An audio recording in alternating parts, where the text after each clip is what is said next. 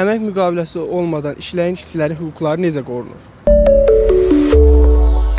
Əvvəlcə onu qeyd edim ki, əmək müqaviləsi dedikdə işçi və işə götürən arasında bağlanan yazılı razılaşma nəzərdə tutulur.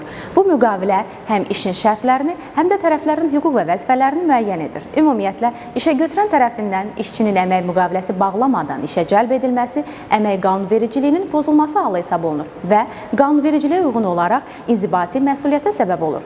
Dövlət Əmək Müfəttişliyi Xidməti bu cür halların qarşısını almaq üçün mütəmadi olaraq nəzarət və maarifləndirmə tədbirləri həyata keçirir. Əmək münasibətlərinin rəsmiləşdirilməsi həm işçilərin hüquqlarının qorunması, həm də işə götürənlərin gələcəkdə hüquqi problemlərlə üzləşməməsi baxımından çox vacibdir. Əgər kimsə düşünürsə ki, onun əmək hüquqları pozulub, bu zaman o, Dövlət Əmək Müfəttişliyi Xidmətinə istənilən formada müraciət edə bilər. Bunun üçün bir neçə yol var. Bizə elektron poçtla, sosial şəbəkələr üzərindən, poçt vasitəsilə, dost mərkəzlərinə yaxınlaşaraq və ya sadəcə 142 çağrı mərkəzinə zəng etməklə müraciətini ünvanlaya bilər.